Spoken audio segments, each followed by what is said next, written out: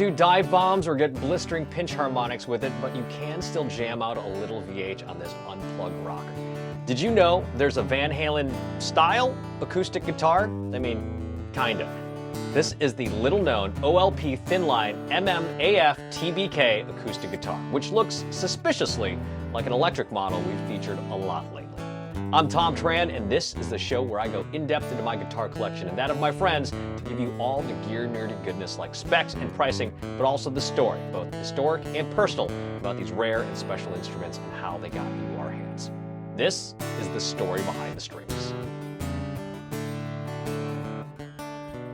Hey there, thanks for tuning in. And before we get started, remember to like, subscribe, and share the show with your friends or enemies. Because if I get 5,000 or more subscribers before my birthday episode on February 20th, 2024, I'm giving one of you a guitar that I'll be featuring on this show. More on that later.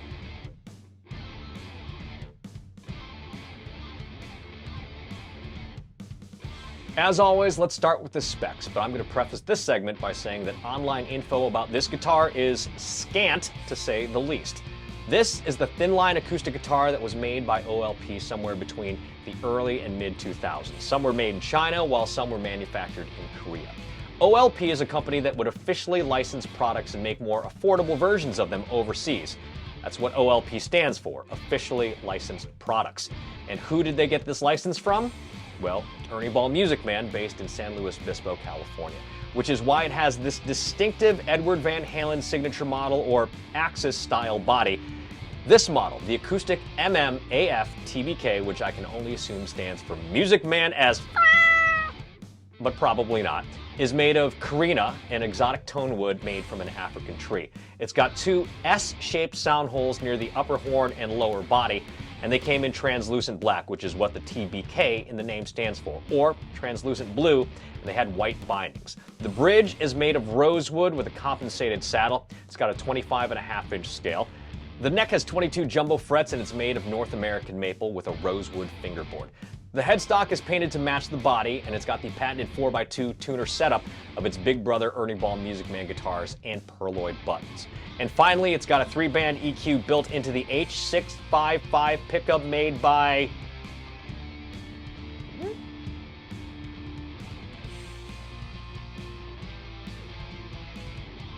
So there are several different variations of this guitar. We have this MMAF model that I have here, and I've seen similar versions that only have one sound hole near the upper horn.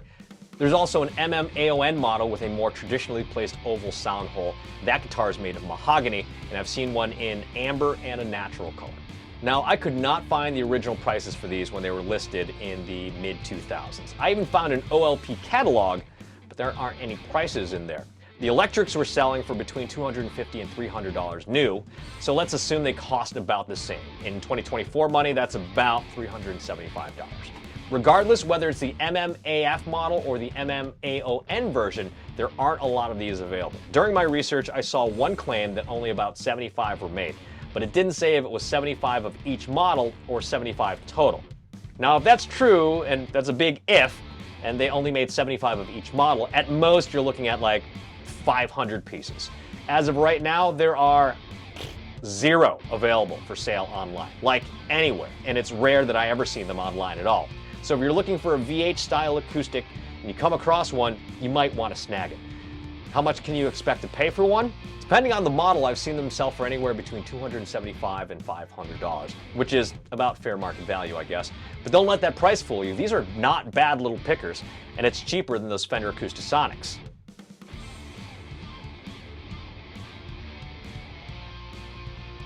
Now, why did they make these guitars? Well, money.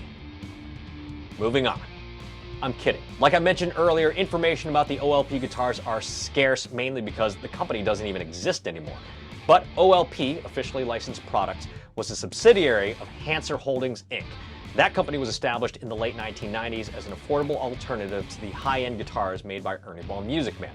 To say that OLP is to Ernie Ball as Squier is to Fender or Epiphone is to Gibson isn't quite correct, but that's kind of the idea. At least that's how guitarists saw it. you could get a lower cost version of your favorite guitars that were made overseas and were probably good for beginners. You just weren't gigging with it. Although these days, the Squier and Epiphone lines are getting a lot of player praise. Anyway, once Eddie Van Halen's deal with Ernie Ball Music Man ended in 1995, the company soon after started selling the Axis Electric models, which we have covered extensively in recent episodes.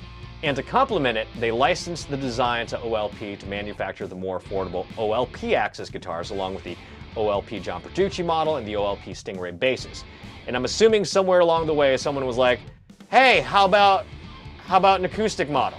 Now again, I can't verify that that's how it went down in the boardroom because OLP as a company was shuttered in 2009, but anecdotally, the Sterling line has tighter quality control and they have taken over the production of the more affordable Axis guitars.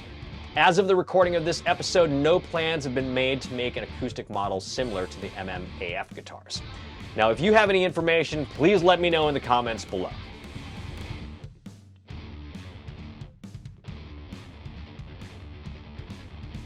Like I said in the episode about scoring a great deal, that's exactly how and why I got this guitar. It was sometime in 2019 and I was just starting to bring my guitar back on the comedy stage, and I needed an acoustic that I could take with me to comedy clubs without worrying about it getting trashed. And I'd been playing EVH models with my band almost exclusively, and this showed up at a great price. And I think it was like less than $400 with shipping, so not a steal, but a good price. But it's not like I was in Austin at a pawn shop trying to find myself, and a light from the heavens shone down from a photo of Stevie Ray Vaughan and pointed out this guitar. I think I was looking for an acoustic on Reverb and it showed up.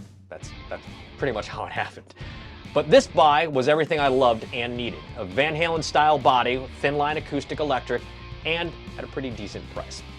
I thought about selling this when I thin out my herd, but I think I may actually hang on to it. That's it. There's the story behind the strings of my OLP MMAF Thinline acoustic guitar that looks just enough like an Eddie Van Halen signature model to scratch that itch for me. Do you have one of these? Have you played one? Did you even know these existed? Which one do you like better, the MMAO or the MMAF model? If Sterling or Ernie Ball released a new acoustic version, would you be interested in it? Let me know in the comments below. Now, the day this drops will be 2 weeks away from my birthday episode, and like I've been telling you, if I get 5,000 or more subscribers before then, I'll be giving one of you a guitar that I'll be featuring on this show. Right now, I'm at 2,124 subscribers. Full disclosure, I'm recording this episode nearly a month before it comes out, so I probably just 80-yard that number in there. Here are the rules. Subscribe to the channel, leave a comment. You must live in the continental United States to win the guitar. And I decided that if and when I perform stand-up in the winner's town, they'll get some free tickets too. You don't have to buy anything or give me any shipping money or anything like that. So if someone contacts you claiming to be me, asking for anything, it's bogus. So hit the like button, subscribe to the page, tell a friend, and share the channel. If you have the means and you're balling like that, hit me up on the Patreon where you can become a roadie, a tech, or a hired gun and get some cool swag. Did you know that I have a podcast? It's called Scary Funny, and it's stand-up comedians talking about haunted and scary stuff. I keep forgetting to talk about it, but it's available at all the podcast places. My stand-up comedy dates are on my website, thomtran.com. Follow me on all the usual places like Facebook, Instagram, Threads, and TikTok. Links to everything are in the show notes. Thanks as always, and let the strings tell your story.